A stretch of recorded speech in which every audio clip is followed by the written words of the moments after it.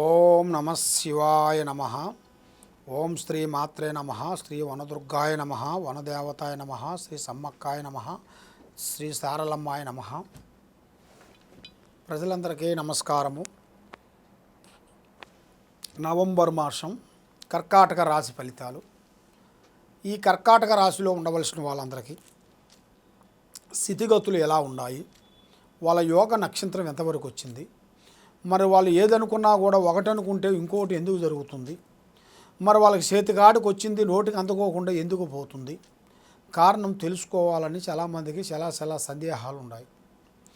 మరి ఈ కర్కాటక రాశిలో ఉండవలసిన వాళ్ళకి చిన్న వయసు నుంచి చాలా వరకు కష్టపడుకుంటూ కుటుంబ బాధ్యతలన్నీ ఈపి మీద వేసుకొని కుటుంబాన్ని గురించి ఏదో ఒక విధంగా పైకి తేవాలని శత ప్రయత్నాలు చేస్తుంటారు. మరి ఎంత ప్రయత్నం చేసినా కూడా వీళ్ళకి ఏదో ఒక డిస్టర్బెంట్ అయిపోతుంటుంది.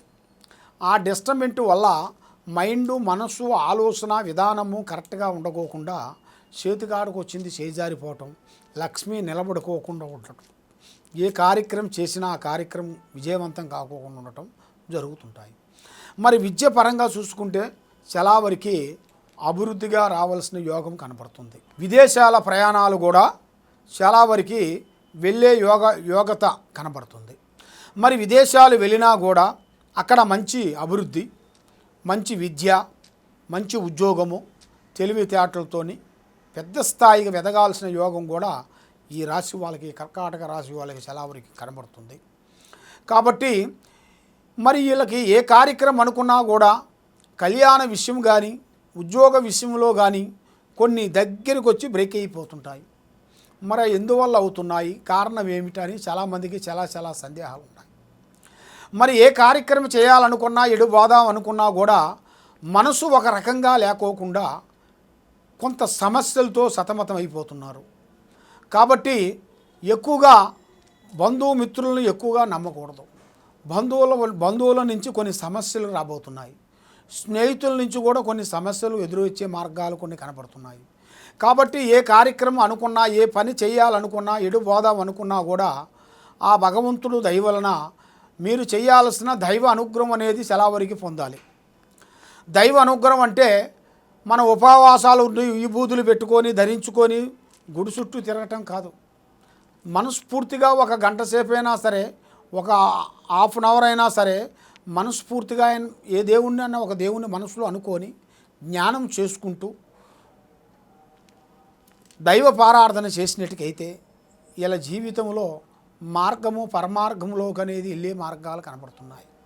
మరి ఈ రాశి వాళ్ళకి మెయిన్గా అమ్మవారు శ్రీ దుర్గాదేవి అమ్మవారిని ఎక్కువగా పూజించాలి. దాంతోపాటు శ్రీ లక్ష్మీదేవత అమ్మవారిని పూజాబలం చేసుకోవాలి.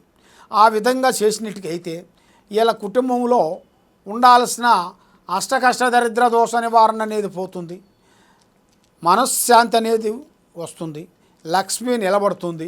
ఏ కార్యక్రమం అనుకుంటారో ఆ కార్యక్రమం వీళ్ళకి 100% సక్సెస్ అయ్యే మార్గాలు కనబడుతున్నాయి. మరి ఇలా జీవిత యోగాన్ని పెట్టి చూసుకుంటే ఎక్కువగా నల్లటి వాహనములు కానీ, నల్లటి దుస్తులు కానీ, ఏ వ్యాపార బిజినెస్లో కూడా పార్ట్నర్షిప్ ముగ్గురు కలిసి చేయటం కానీ ఇలాంటివి చేయకూడదు. ఇలాంటి చేసిన దానివల్ల లేనిపోయిన సమస్యలు వీళ్ళకి కొంచెం ఎదురొచ్చే మార్గాలు కూడా చాలా వరకు కనబడుతున్నాయి. మరి ఇలా జాతక యోగాన్ని పెట్టి చూసుకుంటే భార్యాభర్తల మధ్యలో వైవాహిక జీవితంలో కొన్ని సమస్యలు కొన్ని రాబోతున్నాయి. మరి వీళ్ళకి ప్రేమ సమస్య, మరి వీళ్ళు ప్రేమిస్తారు కానీ ఆ ప్రేమ అనుకూలంగా దక్కకోకుండా విఫలమైపోతుంటుంది. ఒక స్త్రీ నుంచి పురుషుడికి, పురుషుడి నుంచి స్త్రీకి, ప్రేమించిన వాళ్ళందరికీ వాళ్ళకి ఏదో ఒక సమస్య రావటం, వాళ్ళిద్దరిలో డిస్టర్బెంట్ కావటం, ఆ ప్రేమ విషయాన్ని గురించి ఏరే వాళ్ళు మిస్అండర్స్టాండింగ్ చేసుకోవటం, కొంతమంది లేనిపోయిన సమస్యలు వాళ్ళకి తేవటం, వాళ్ళ ప్రేమని వీళ్ళు కొంతమంది ఇచ్చగొట్టడం, ఇలాంటి సమస్యలు కొన్ని ఎదురవుతున్నాయి. కాబట్టి వీళ్ళకి ప్రేమ కొంచెం లేట్ అయినా కూడా తప్పకుండా జయప్రదంగా అయ్యే మార్గాలు కూడా చాలా వరకు కనబడుతున్నాయి. అద్భుతంగా విజయవంతంగా ముందుకు వచ్చే మార్గాలు కూడా చాలా వరకు ఉన్నాయి. కాబట్టి మీరు ఒక స్త్రీ నుంచి మీకు అదృష్టయోగం పట్టబోతుంది. అది ఊహించని అదృష్టయోగం అంటారు. అది మీకు అనుకోకుండా పెద్దవాళ్ళు ఆస్తులు అంటారు. ఆ పెద్దవాళ్ళ ఆస్తుల నుంచి కూడా కొన్ని మార్పులు చేంజీసులు కొన్ని రాబోతున్నాయి. ఆ మార్పులు చేంజీసులు కొన్ని రాబోతున్నాయి కాబట్టి మీరు కొత్త కొత్త కార్యక్రమాలు, కొత్త కొత్త పనులు అభివృద్ధిగా చేయాల్సినవి కూడా మీ జాతక యోగంలో చాలా వరకు ఉంది. మరి మీరు ఏ కార్యక్రమం అనుకున్నా, ఎటు పోదాం అనుకున్నా, ఏం చేయాలనుకున్నా కూడా మీకు సతమతం అయిపోతున్నారు. అవుతాయో కావో, అవుతుందో కాదో అనేది మైండ్లో ఒక థింకింగ్ మీరు ఎక్కువగా బాధపడుతుంటారు. కాబట్టి ధైర్యాన్ని మించింది ఏదీ లేదు. ధైర్యంగా మీరు ధైర్యమే సాహసం, ఉబ్బసమే దగ్గు. ఆ విధంగా ధైర్యంగా మీరు నిలబడి ముందడుగు వేసినట్టుగైతే మీరు అనుకున్న పాయింట్ కరెక్ట్గా మీరు సాధించే శక్తి మీకు ఆ భగవంతుడు మీకు ఇవ్వగలిగాడు. ఆ భగవంతుడు దయ వల్ల మీకు కొన్ని మార్పులు కొన్ని రాబోతున్నాయి. సినీ రాజకీయ ప్రముఖ వ్యక్తులకి నూతన కార్యక్రమాలు, వాళ్ళు ఊహించని అదృష్ట యోగం అనేది రాబోతుంది. వాళ్ళు ఎన్నో రోజుల నుంచి కష్టపడే ఆ కష్టానికి ప్రతిఫలం కూడా రాబోతుంది. మరి శత్రువులతో చాలా జాగ్రత్తగా ఉండాలి. శత్రువుల నుంచి చాలా వరకు కొన్ని ఇబ్బందులు ఎదురొచ్చే మార్గాలు కూడా చాలా వరకు కనబడుతున్నాయి. కాబట్టి అన్న మనవాడైనా వదిన మంద కాదు, తమ్ముడు మనవాడైనా మరదలు మంద కాదు. మట్టికి పోయినా మన మనిషి ఉండాలంటారు. ఏ పని చేసినా ఎక్కడికి పోయినా ఆచితూచి అడుగేయండి. తొందరపాటు వల్ల ఎన్నో నష్టాలు, ఎన్నో ఇబ్బందులు కొన్ని ఎదురొచ్చే మార్గాలు కూడా కొన్ని కనపడుతున్నాయి. కాబట్టి మీరు ఎక్కడెక్కడో పోయి జ్యోతిష్యం చెప్పించుకొని నిరాశ చెంది ఉన్నారు. కాబట్టి తప్పకుండా ఈ కింద ఉండాల్సిన నెంబర్కి మాకు ఒకసారి సంప్రదించినట్టుకైతే మీ పేరుని బట్టి, సమయాన్ని బట్టి, మీ జాతక యోగాన్ని బట్టి ఏమేమి జరుగుతుంది, ఏమేమి జరగబోతుంది, మరి మీ స్థితిగతుల్లో ఏమి ప్రాబ్లం వల్ల ఉన్నాయనేది జాతక రెస్ట్ వేసి, జాతక చక్రం వేసి చూసి చెప్పగలుగుతాం.